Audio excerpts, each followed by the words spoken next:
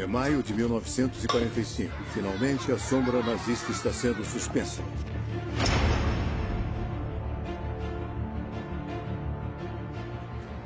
A guerra devastou o continente. Agora todos querem voltar para suas vidas.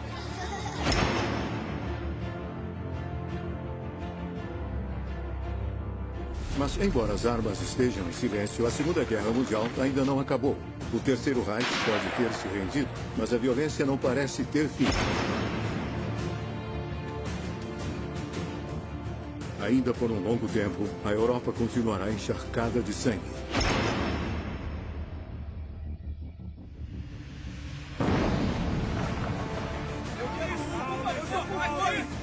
Mal baixaram as armas, outra guerra se aproxima.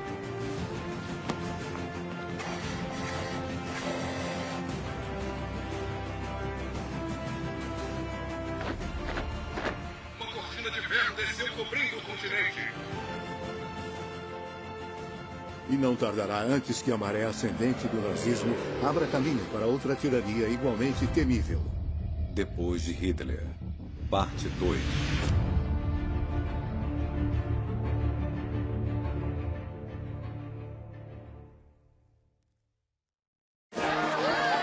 Depois de toda a alegria de 8 de maio de 1945, a Europa ainda está imersa na violência. As purgações estão custando a vida de milhares de vítimas. Os aliados ainda enfrentam enormes desafios. Mais de 40 milhões de pessoas se tornaram refugiados durante os conflitos e agora querem ir para casa. A Alemanha agora está ocupada e dividida em 4 zonas. E as pessoas ainda têm fome. Como pode um continente inteiro devastado ser reconstruído? Nas cidades, a operação de limpeza levará meses. Porém, em 1946, tudo começa a acelerar. As construções de tortura e os velhos bunkers são todos destruídos.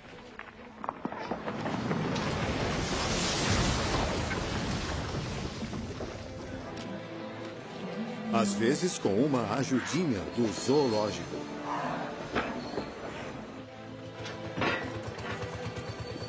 E serpenteando pelas ruínas, pequenas ferrovias para retirar todas as toneladas de entulho.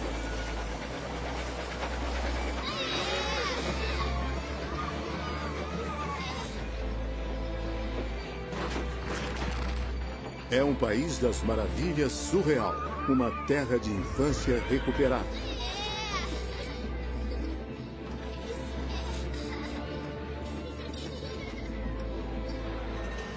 E em Varsóvia, os bondes estão circulando novamente. Eles atraem uma multidão que os aplaude e muitos são levados às lágrimas.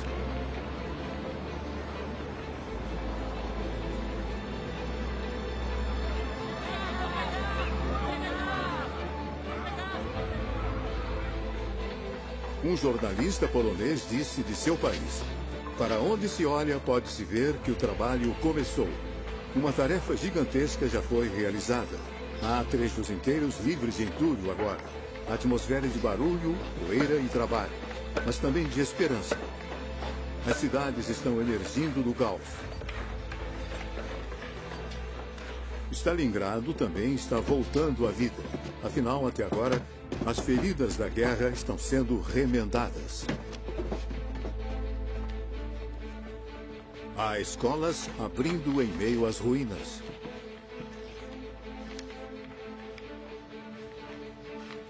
Em Berlim, as mulheres é que estão voltando para a escola. Já que a mão de obra é escassa, elas estão aprendendo a arte da alvenaria.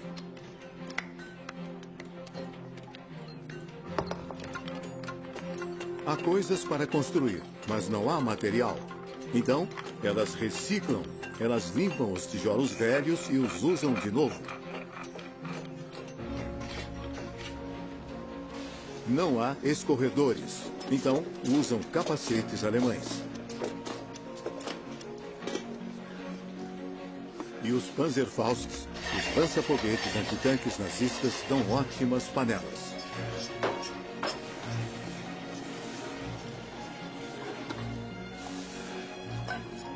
conseguem mais milhagem desses pneus velhos na forma de solas novas para os sapatos.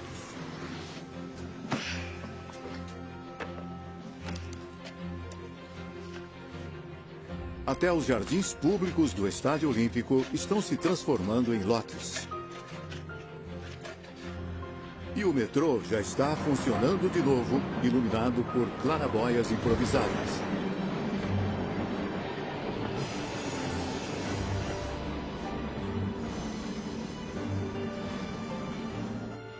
À medida que os meses passam, as pessoas se acostumam com o mundo pós-guerra. Pode passar. Berlim está aprendendo a viver com suas ruínas.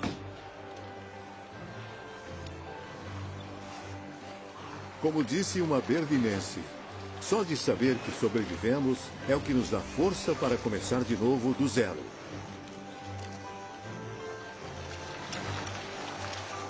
Largada. Levará mais de 20 anos para reconstruir tudo.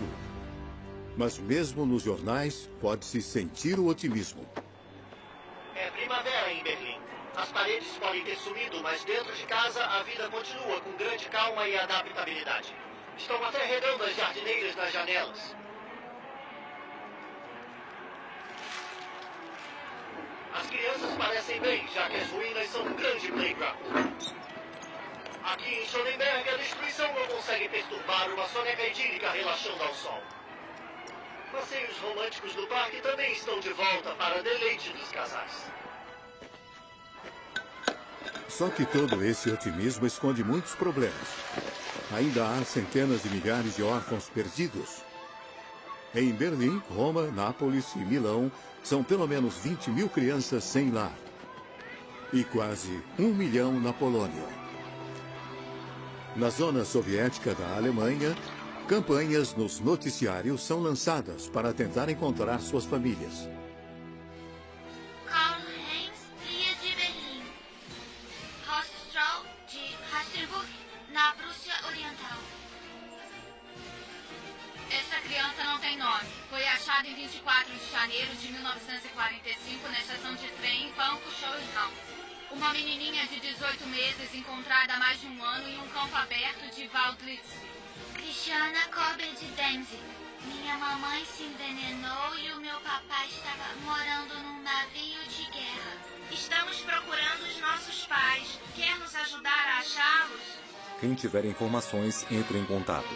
A campanha será transmitida até a década de 50 e irá ajudar mais de 300 mil crianças a encontrar suas famílias novamente.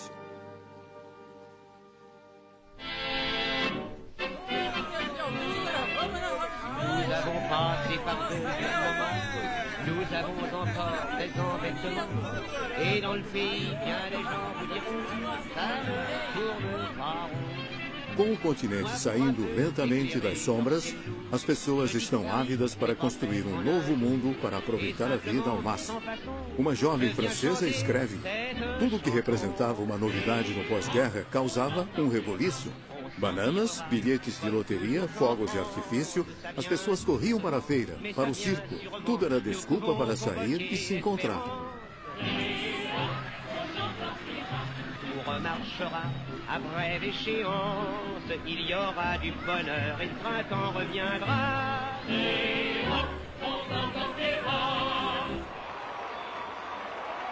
É uma época de reformas. A Itália abole a sua monarquia, que logo será substituída por uma república.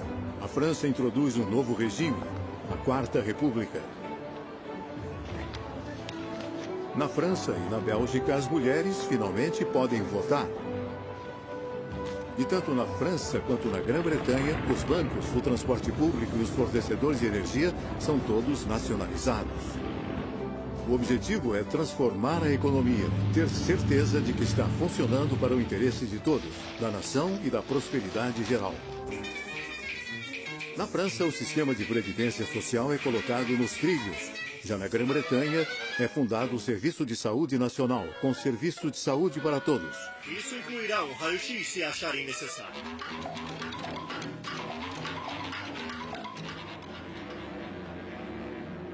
Tal foi a destruição que os arquitetos agora querem repensar cidades inteiras. Na Grã-Bretanha, para aliviar a tensão nas grandes cidades, uma lei de 1946 decreta a construção de novas cidades com novo planejamento.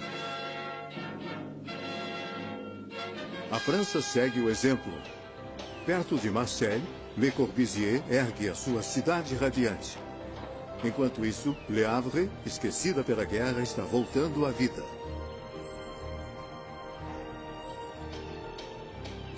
As coisas não vão voltar ao normal ainda por um tempo, mas a reconstrução começou. Outro sinal de esperança para o futuro é o aumento acentuado da natalidade. Os dias à frente agora parecem mais promissores, menos tristes.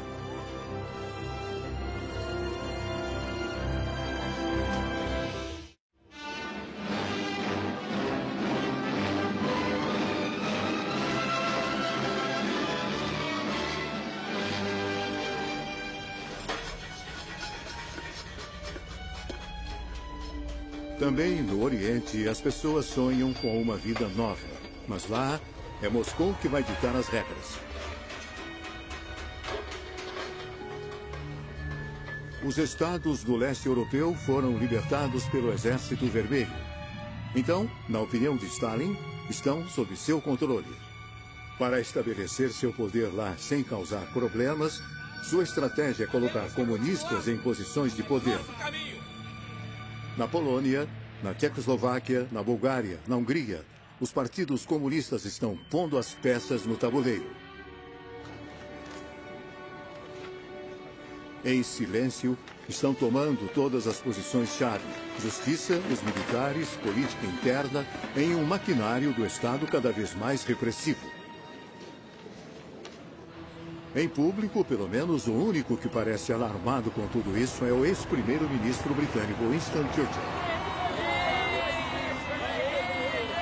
Em março de 1946, convidado para falar em Fulton, Missouri, Churchill claramente condena a ameaça soviética que rapidamente passa dos limites. De Stettin, no Báltico, até Trieste, no Mar Adriático, uma cortina de ferro desceu cobrindo o continente. Só que ninguém está ouvindo. Os governos da Europa Oriental estão cegos para o perigo vermelho. Ainda são assombrados pela barbárie dos nazistas. Aos seus olhos, a Alemanha ainda é o verdadeiro inimigo. Na Hungria, Iugoslávia, Tchecoslováquia, Romênia e Polônia, os anos pós-guerra são o momento de um vasto acerto de contas antigas. E os alvos de tudo isso são as populações de alemães imigrantes. Podem ter acabado de chegar lá ou ter estado lá por décadas, mas de agora em diante são persona non grata.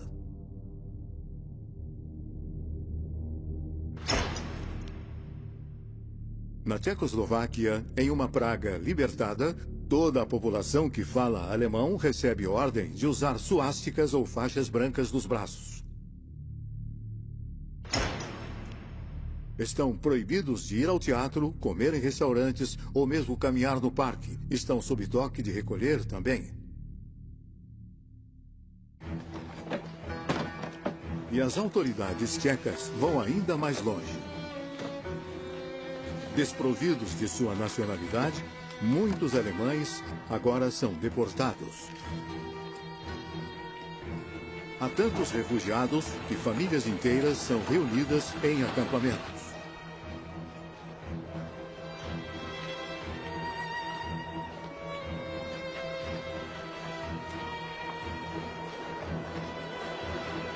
Mas o êxodo não é sempre pacífico como estas imagens podem sugerir. As autoridades tchecas acusam os alemães de todos os tipos de maldade. Quando em Usti, na Sudetenland, um depósito de munição explode, todos os dedos apontam imediatamente para os alemães. Uma caçada humana rapidamente começa. Mais de 100 pessoas perderam a vida. O linchamento de alemães se torna um evento comum. Não muito longe de Praga, um cineasta amador filma com sua câmera de 8 mm. ele vê civis sendo forçados a ir para a lateral da estrada.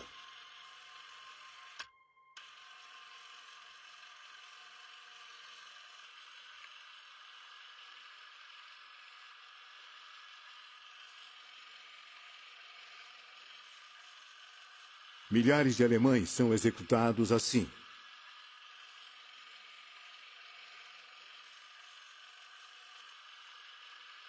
Um estudante tcheco admite: ficamos de boca fechada como a Alemanha toda ficou.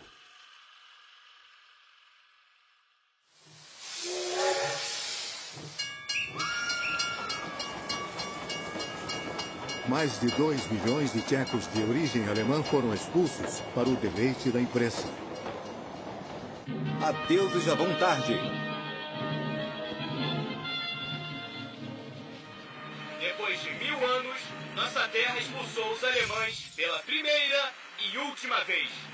Pela última vez, porque os alemães nunca mais voltarão.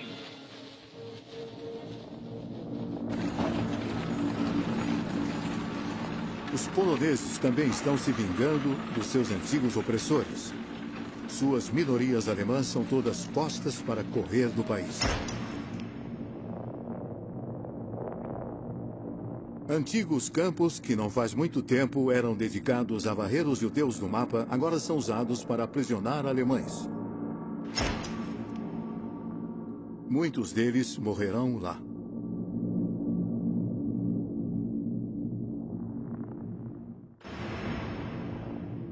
Essa expulsão dos alemães também é obra dos soviéticos.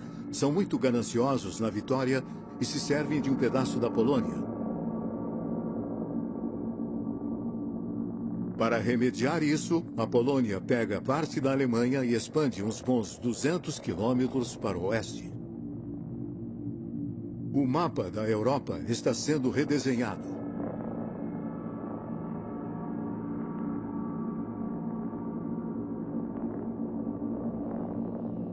De 1945 a 1947, as populações que falam alemão são expulsas da Europa Oriental.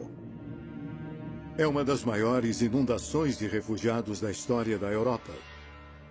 Pelo menos 12 milhões deles todos convergem para a Alemanha. Por uma revirada cruel do destino, os alemães banidos marcham pela mesma rota usada pelos judeus vítimas dos nazistas que continuavam fugindo de ataques violentos.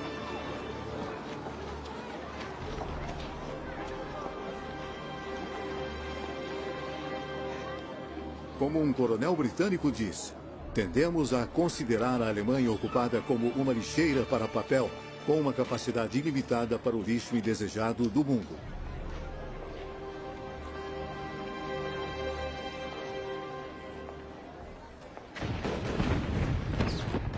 Mas as minorias alemãs não são as únicas vítimas da violência, que ainda marca o continente. A purificação étnica, o acerto de contas antigas, estão por toda parte. Como se a guerra tivesse feito desaparecer todos os códigos morais. Na Polônia, as milícias do nacionalismo estão dizimando as minorias ucranianas. Militantes ucranianos respondem, massacrando ou expulsando suas minorias polonesas. Na Iugoslávia, o Marechal Tito assassina os ustates croatas que colaboraram com Hitler em um reinado de terror.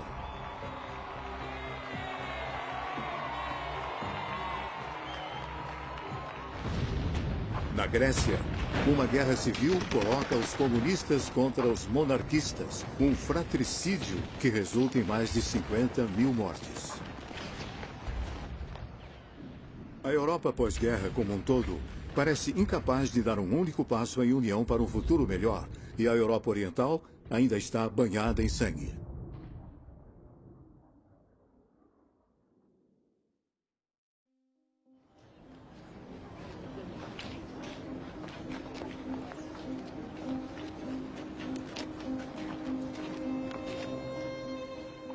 Em 1947, os prisioneiros de guerra alemães continuam a ser explorados pelos países vencedores.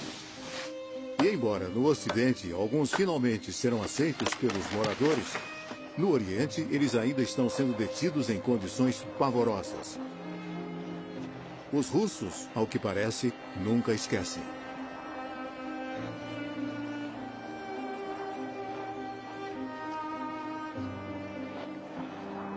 O clima extremo e a escassez de comida conspiram para dar um fim a qualquer um que sobreviveu à crueldade de seus carcereiros. Um terço deles, cerca de 1 milhão, desaparecem nos desertos desolados dos campos de trabalhos forçados. Os judeus que sobrevivem começam uma vida nova.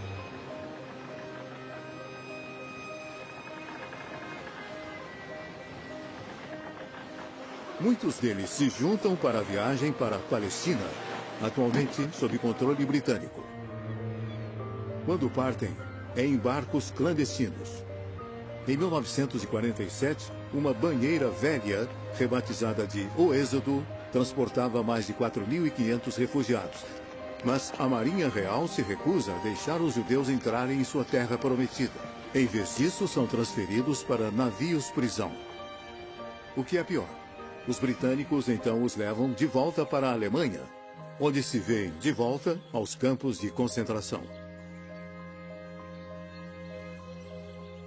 Há um protesto mundial. Uma vez que o escândalo perde força, a Assembleia Geral da ONU faz uma votação pela separação e para a criação de 2 estados, um judeu e outro árabe. Finalmente, os sobreviventes do Holocausto têm um destino. A Europa, entretanto, lava as mãos. O problema dos refugiados judeus é um caso encerrado.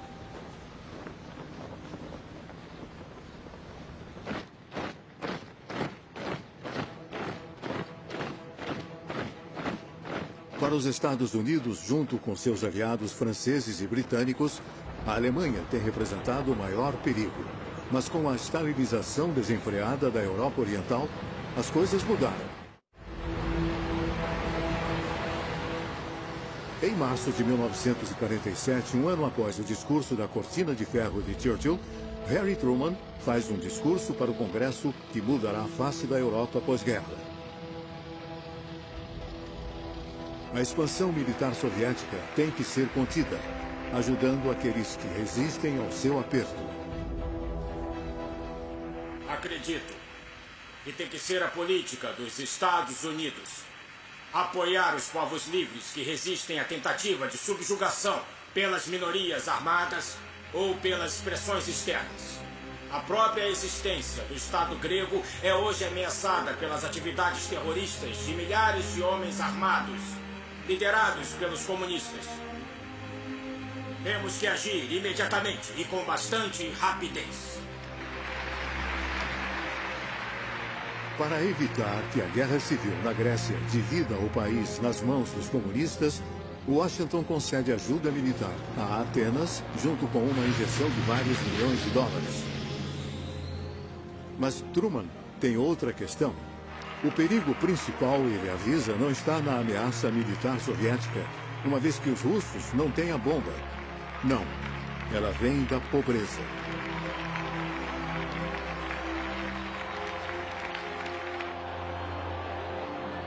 E em 1947, as pessoas estão exaustas. A economia ainda não está de pé. Na Itália, na França, milhões ainda estão precariamente abrigados e o pão ainda é racionado. Pão para os idosos, nossos 60%.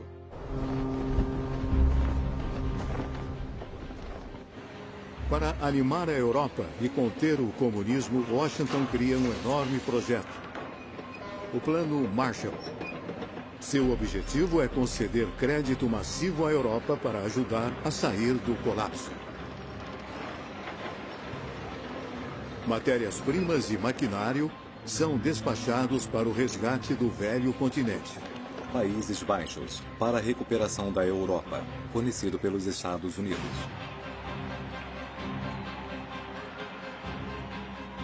Stalin está bem ciente de que esse plano Marshall poderia enfraquecer seu controle sobre a Europa Oriental.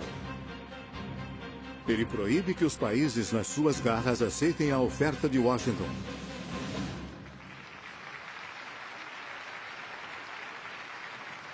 Para impedir o Plano Marshall e refrear a influência americana na Europa, põe suas cartas na mesa. Ele ordena que os partidos comunistas no Ocidente entrem em ação.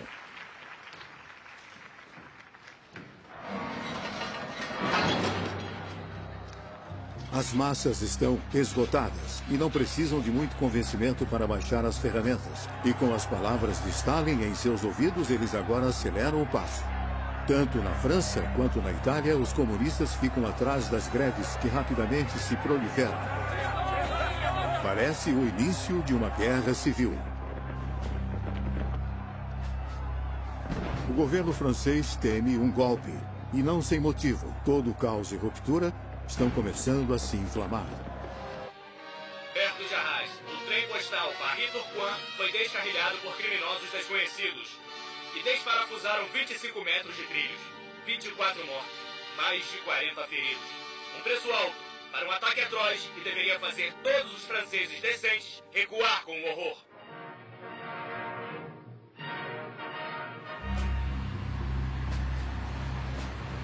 Em sua tentativa de conter a situação, o ministro do Interior socialista, Jules Bock, resolve endurecer. Ele convoca 80 mil reservistas e dá permissão para atirar. Numa questão de semanas, a ordem é restaurada à custa de algumas vidas. Mas os comunistas não conseguiram frustrar o Plano Marshall. Todos esses milhões do Tio Sam reiniciaram as economias do velho continente. Ajuda Estados Unidos, França.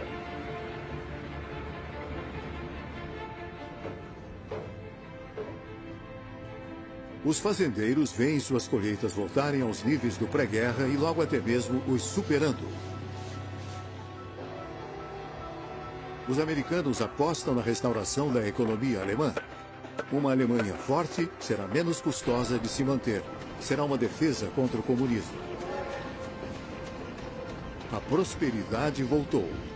O Plano Marshall é um presente dos céus e salva o continente do desastre. Ao mesmo tempo, o deixa aberto para os negócios americanos.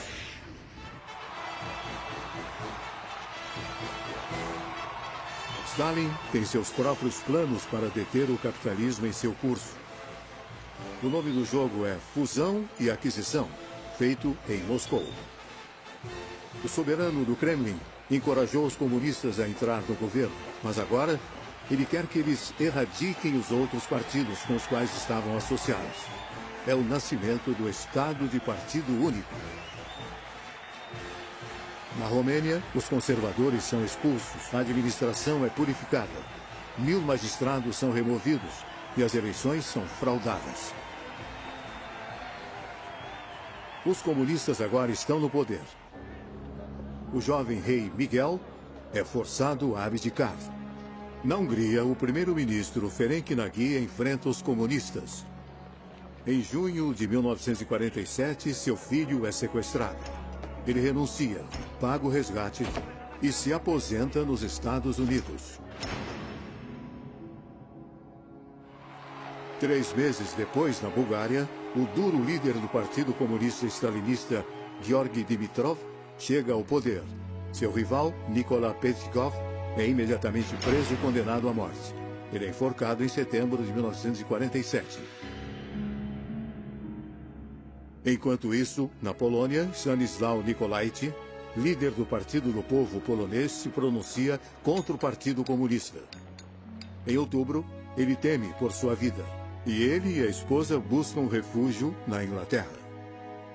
Eu não queria ser apenas um cordeiro que seria morto, principalmente porque o meu partido não poderia trabalhar mais.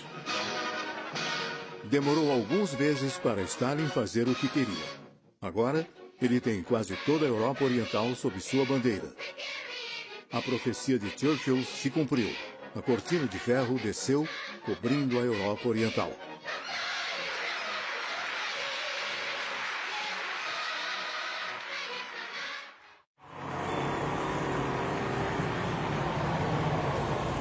Mas um país não cedeu, a Tchecoslováquia. o presidente Edivar Benesch sempre tentou manter relações cordiais com a União Soviética. Defrontada com a oposição de Stalin ao Plano Marshall, uma delegação tcheca vai para o Kremlin para tentar fazê-lo mudar de ideia. Mas em vão. Na volta, o ministro do Estrangeiro, Ian Masaryk, diz: "Eu saí para Moscou como ministro de um Estado soberano. Estou voltando como um boneco do Stalin."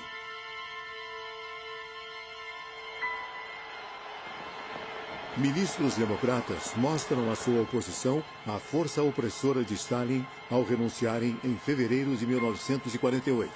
Os comunistas não demoram a reagir. Eles agitam a população e dão armas às milícias dos trabalhadores. 200.000 pessoas vão às ruas. Uma greve geral é convocada.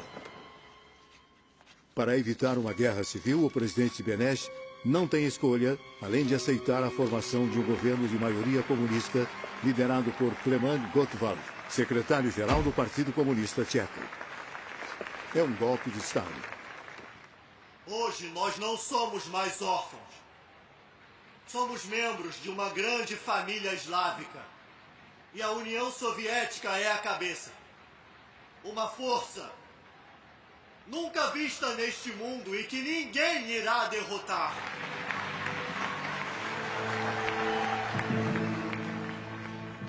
A repressão logo se segue.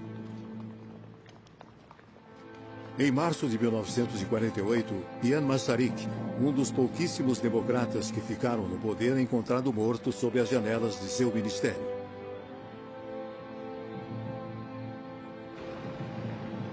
Será que foi suicídio em protesto ao golpe comunista ou foi assassinado?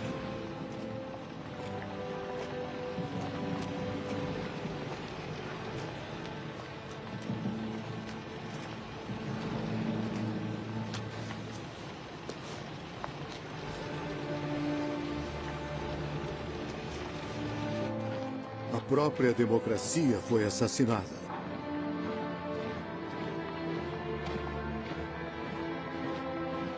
Os comunistas agora mandam em tudo.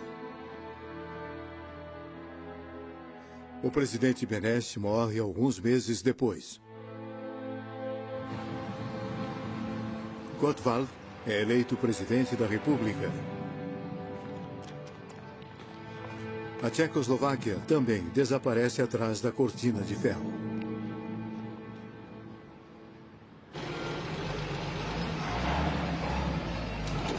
O homem que mais amamos, Stalin. Por todo o mundo, esses sequestros violentos do poder deixaram as pessoas preocupadas. O Partido Comunista Francês e o seu líder Maurice Thorez não compartilham nem um pouco disso. Longa vida Stalin, o homem da paz. Com todo o nosso coração, proclamamos nosso amor ardente por Stalin e lhe asseguramos nossa confiança resoluta. Vida longa ao nosso querido e grande Stalin! E viva o comunismo!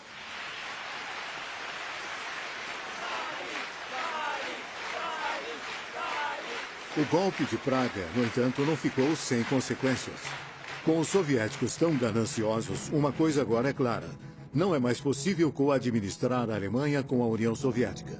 Combinando suas zonas de ocupação, o Ocidente considera a criação de uma Alemanha Ocidental independente, sob a proteção de Washington.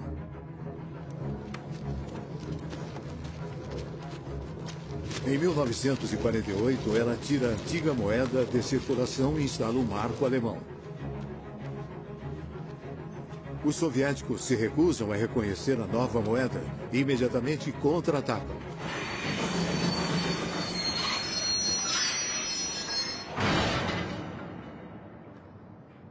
Em junho de 1948, começam a cortar todas as rotas de suprimentos para Berlim Ocidental.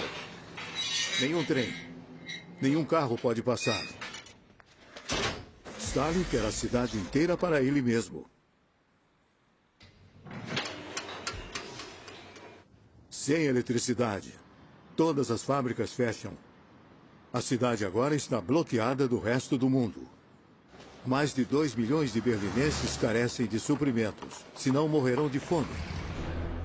Só há uma maneira de fazer os suprimentos irem até Berlim Ocidental e evitar que caiam nas mãos dos soviéticos. Siga-me. Os Estados Unidos e seus aliados organizam um gigantesco transporte aéreo.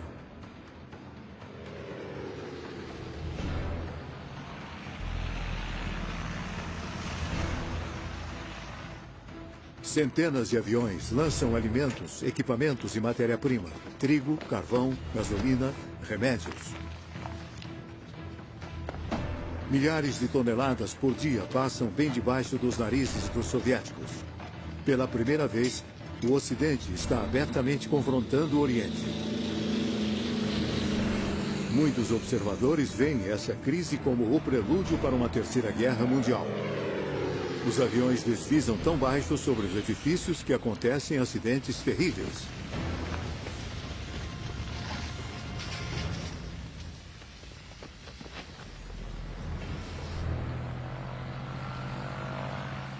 O Ocidente não vai deixar Berlim para os comunistas.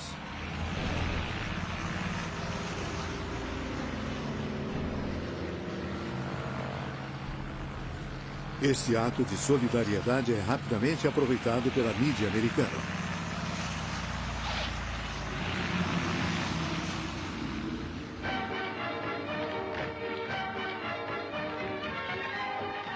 Toda Hollywood vai direto para Berlim. Bob Hope faz palhaçadas. O famoso compositor Irving Berlin vem dar seu apoio aos pilotos do mundo livre. Operation Vittles, we'll soon be on our way, with coal and wheat and hay, and everything's okay. Operation Vittles, as in the sky we go, we won't forget to blow a kiss to Uncle Joe. Há apenas 3 anos, bombardeiros aliados estavam acabando com Berlim. Hoje estão alimentando-a. As pessoas se alinham nas pistas e berram para os pilotos: não nos abandonem. Se perdemos nossa liberdade, nunca mais a recuperaremos.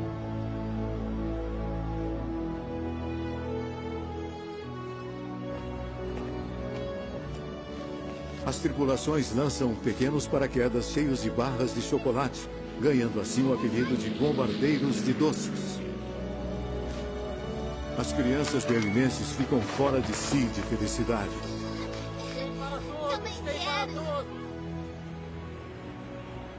Os pilotos americanos estão abastecendo a cidade não apenas com comida, mas também com esperança. O aeródromo Heinlein teve uma semana mais cheia do que o de costume, com todos os novos esquadrões designados para o transporte aéreo. Eis alguns jovens pilotos corajosos planejando a missão de hoje. Você vai decolar com esse tempo? Claro, o povo de Berlim precisa de mim.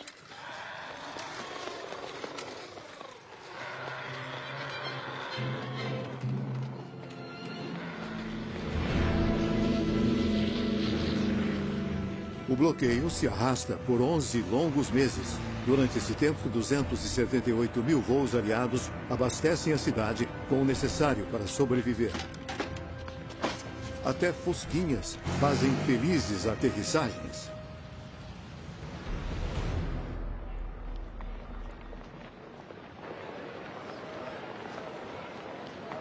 Nos céus, a batalha continua, mas as coisas estão esquentando em terra também. Em 6 de setembro de 1948, os comunistas tentam tomar todos os prédios oficiais. 3 dias depois, um protesto em massa de 300 mil pessoas se reúne em frente ao Estádio Olímpico. O prefeito Ernest Reuter diz em voz alta o que todos os berlinenses pensam em seu coração. Povo do mundo! Povo da América! Da Grã-Bretanha, da França, da Itália! Olhem para essa cidade agora e admitam que não podem abandoná-la, e nem o seu povo podem abandoná-los. Vocês não podem abandoná-los. Vocês têm que cumprir seu dever de cidadania mundial.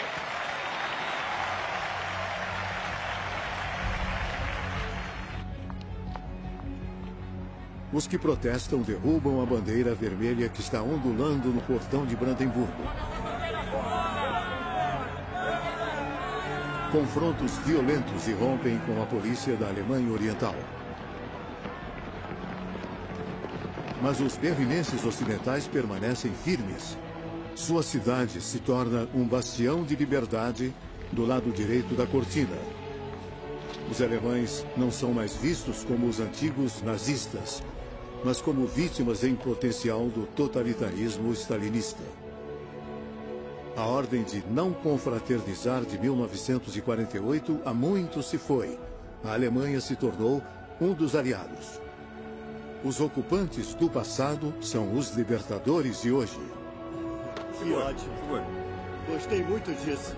Muito obrigado. O transporte aéreo selou a amizade entre os vencedores e os derrotados. Stalin cometeu um grande erro. Longe de se livrar dos americanos, ele empurrou a zona ocidental direto para os braços do tio Sam.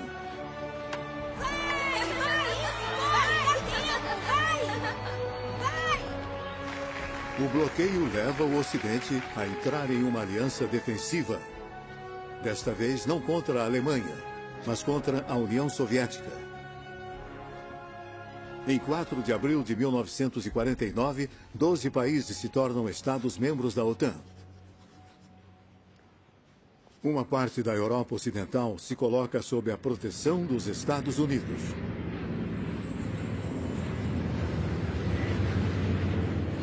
O bloqueio é suspenso. Meia-noite. As barreiras são erguidas. O bloqueio acabou. O trânsito agora recomeça nesta rua fechada por 10 meses. Stalin suspende o bloqueio em 12 de maio de 1949. Tanto pessoas como bens agora têm passagem livre entrando e saindo da cidade. Nas ruas, todos estão vibrando. Ainda estamos vivos, gritam eles. É uma vitória para o bloco ocidental e um grande alívio para o povo de Berlim. Alguns dias depois, uma Alemanha Ocidental democrática nasce no território das 3 zonas ocidentais, a República Federal da Alemanha.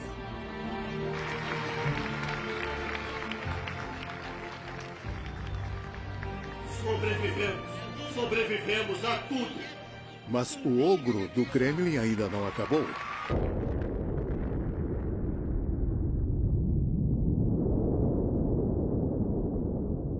Em setembro de 1949, o primeiro teste nuclear soviético acontece. A União Soviética agora tem sua própria bomba atômica.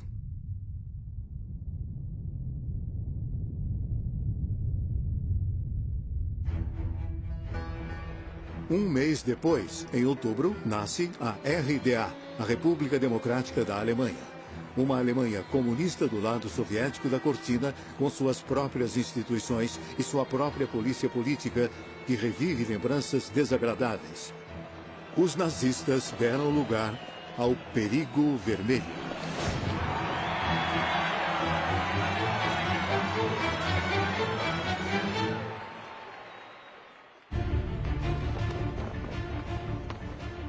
Em 1945, um continente emergiu de uma guerra cheio de esperança. 4 anos depois, uma nova era está começando, na qual a paz e prosperidade têm que conviver com o medo de um apocalipse nuclear. É 1949, o ano em que o mundo é dividido em 2. E a trégua dos anos pós-guerra terá durado pouco tempo.